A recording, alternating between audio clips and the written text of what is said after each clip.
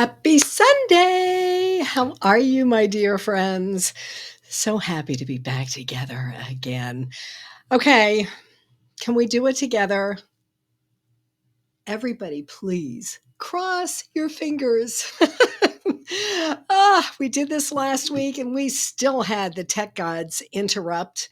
Um, I don't know what to tell you, folks. It's three in a row for me. Insight Timer keeps saying it's on my end, and I keep seeing almost everybody I tune into the past couple of weeks has had these issues. So, uh, cross your fingers for me today. All right. I would love for you to pop in, say hi, Jackie. Hi. So, welcome. So glad you are here. How are you? How's your week? For real? Because this is not a place where we come and like, "Hi, how are you? Oh, I'm fine. I'm fine." And when we're dying inside, this is a place, a safe place where you can come and just say, "Oof, I'm really having a rough time." And then hopefully I can come up with a strategy for you. Okay. Been okay, had some struggles. Yeah, I think that we're probably all in that same boat. So, Jackie, hang in there. See if what I'm going to share today helps, lifts things up a little bit. And if we're getting towards the end of it and you still haven't gotten what you need, pop back in the chat and let me know. Say, all right, this is what I'm struggling with. I need some help. Because that is like what I am really, really good at is, oh, okay, try this strategy and lift you up. So let's see what I got for you and see if it gives you a little boost. So we are talking about how to rewire our brains for change today.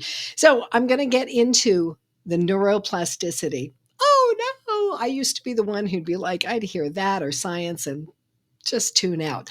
I promise it is neuroplasticity simplified because I was that person that didn't want to hear it. But I'll tell you what, if you are like how I used to be with science and neuroplasticity and like, not wanting to hear it, I'm going to give you just enough that I hope it's going to do for you and what it's done for me and hundreds of clients.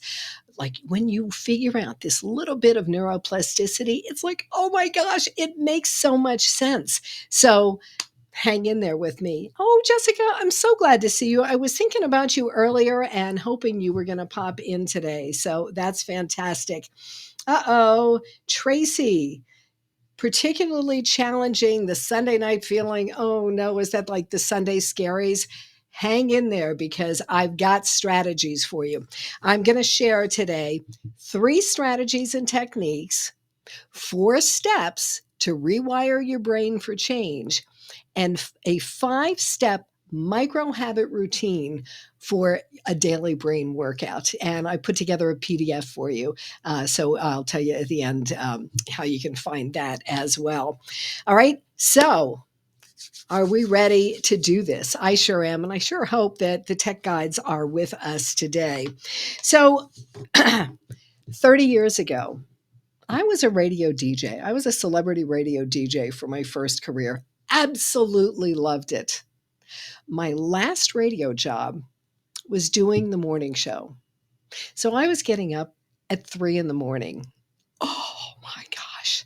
So I had an unwelcome visitor. Insomnia came and said, hello. And she was not a friend, I can tell you that. So, oh my gosh, I didn't know what to do. I found myself at my kitchen counter smashing a bag of Cheetos with orange dust flying all over me, my hair, the kitchen counter, and my 2 small kids crying because I was smashing their beloved junk food. It was because I wasn't sleeping and I didn't know how to function. And this came out of the blue. And I know if you have experienced insomnia, yep, there it is. I say that word and it's like, oh, you get that feeling because you know how horrible it feels.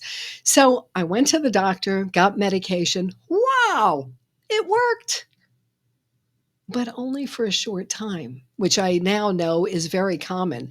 And then I was spiraling out even more. And I was like, what the heck do I do? And so again, 30 years ago, I was on a phone, not like a phone, like a computer in our pocket. I was on a phone with a curly cord where the phone was actually bolted to the wall. And I heard this man, Gary Craig, introducing emotional freedom techniques. People call it tapping now. And oh my gosh, I was able to start sleeping again. I learned how to start calming my stress and anxiety. So that led me to, oh, well, there's this and there's that. And this is why I call myself an integrative hypnotist. I have studied, trained, been certified in so many different modalities because one size doesn't fit all.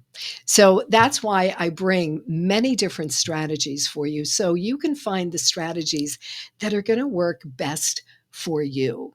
So please understand, this is not me just sitting here like, oh, listen to me because I'm the expert. I am only the expert because it was necessity for me. Like I was desperate. And so if you are having those moments where you are like, I am desperate for relief, sit back and relax. You're in the right place. So let me take a quick little look. I see lots of chats. I love that. Love having the conversations and have you in. Yes, here you are. Ta-da, Jessica. So glad you're here. Bodil, I hope I'm saying it right. Bodil or Bodil, I'm not sure. Oh, thank you. Thank you so much. Oh, and Jessica, you're such a great supporter. Thank you so much. Max, hi. So glad you are here as well. So, are you ready to get into some of the science light, the neuroplasticity simplified? I brought props. I didn't bring snacks because I can't share those, but I did bring props. So let's start with neuroplasticity simplified. And if you've heard me talk about some of this before, don't just go, oh, yeah, I know this. Really try and come to it with an open mind because years ago, I would be like that. I'm like, all right, I already learned this, especially like EFT. I was one of the first people to learn EFT. So I'd hear people talking about it. I'm like, I'd tune it out. But then when I stopped, when I came to it with the beginner's mind, I was like, oh, okay. So I picked up a little hint here and a little hint there. So if you already know some of this, don't just tune it out. See if you can listen for some kind of a new glimmer that might help you to more easily find your calm. Okay.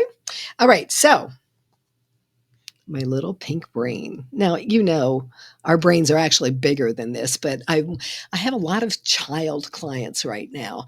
And I love having, the props for them and this little pink squishy brain.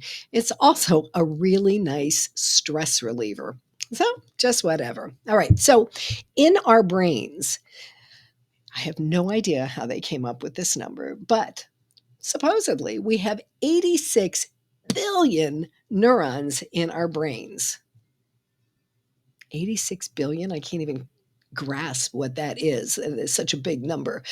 Anyway, we've got all these messengers in our brain. That's what they are. They're just messengers. And they're carrying signals back and forth from our brain to the rest of our body, right? So the first time that we experience anything, it could be a situation, a feeling, even the beginnings of a new habit, some of these neurons light up and create a fresh pathway. Well, every time we experience the same thing or something similar, it goes down the same pathway and it starts to get stronger as those neurons wire together. You may have heard neurons that fire together wire together. And so they keep going down the same pathway. They're rewiring a deeper and deeper path. So think about it. In the US, in the Northeast, we are heading into winter here. So I'm thinking in terms of snowfall now. If you are the first one to go sledding down the hill, you put just a little bit of a uh, indent into the snow, right? But the more you go down that pathway, the deeper and deeper that pathway gets. So that's how this is happening with these neurons in our brain. Hi, Peter Brooks. So glad you are joining in. We're talking about neurosimplicity Neuroplasticity simplified. Science light, I promise. So hang in there with me. So we get these really well worn grooves. However, our brains, our conscious mind, doesn't label, oh, this is a good path and this is not a good path. It doesn't matter whether you're reaching for a drink or taking a deep breath, it's repetition that deepens the pattern. And so for years, every night, I'd reach for a drink when I walked into the kitchen. So that cue lit up the same neural pathway, and it was a routine that became automatic. I didn't even think about it, right? So when I decided to make a change, when I said, okay, that's it, not doing this anymore, I swapped the routine. Now, this is very important. I really want you to get this, that it's not enough to just say, okay, that's it. I'm not going to drink anymore. I'm a non drinker, right? A lot of us do that with habits for New Year's resolutions. And the reason that 93% of us fail our New Year's resolutions, because we're trying to break a new habit, is because we say, all right, I'm going to quit drinking or I'm going to quit smoking, I'm going to drop weight, whatever it is. But then we're relying on willpower. And that's in our conscious mind. And that's not where change happens. Change happens at the unconscious level, where we are rewiring with these neurons, right? So I swapped my old routine. Instead of walking into the kitchen, literally, I started out where I would take a step, maybe sometimes two, into the kitchen, and then I would literally turn on my heels and walk out to go take a walk or meditate or something that was positive. And at first, it felt awkward, right? It kind of felt like, when you put jeans on straight out of the dryer, they feel a little stiff and uncomfortable. But after you wear them for a little while, oh, they start breaking in and feeling softer. And so it's the same way when we are changing our brain, when we are changing these neural pathways, as we're creating the new neural pathway, it's going to feel a little uncomfortable at first. Oh, okay. Well, when you know that, and you go, well, all right, it's going to feel a little uncomfortable at first, and then it's going to be like those jeans.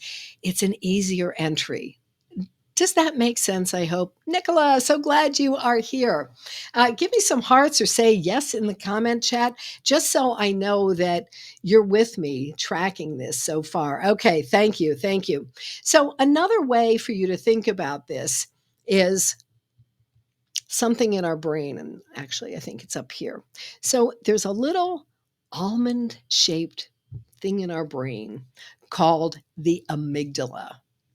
And I want you to think of the amygdala in our brain like the smoke detector in our house.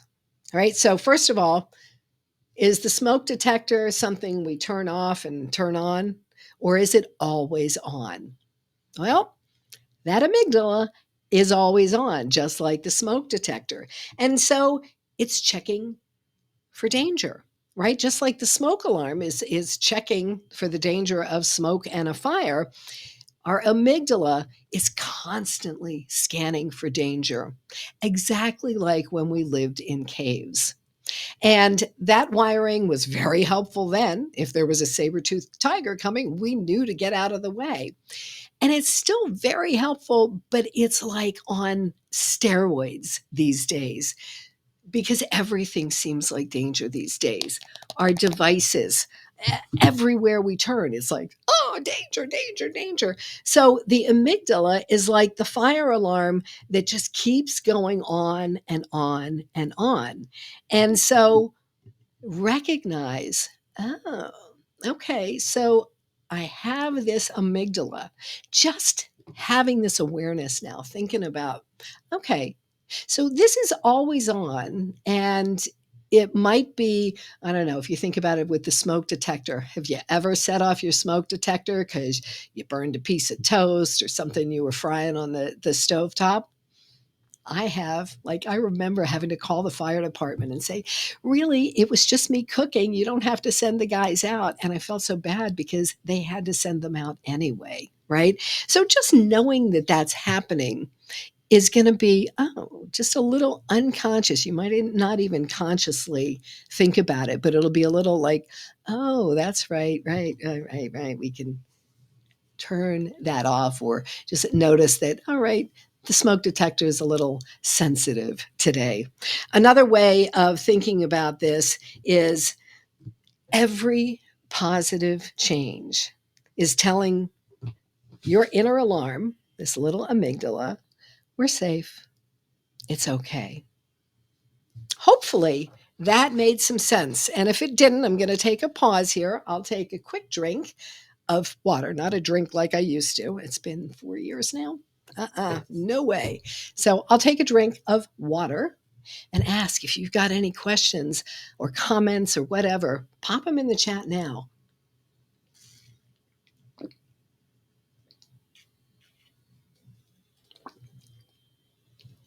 Okay. So I guess we're tracking together. I think that's good. All right. You ready for 3 strategies, techniques? And again, you may have already heard me share these. You hear me share some of the techniques over and over again. You hear me say some of the same things over and over again. And it's not because I'm trying to bore you. It's not because I don't have new information.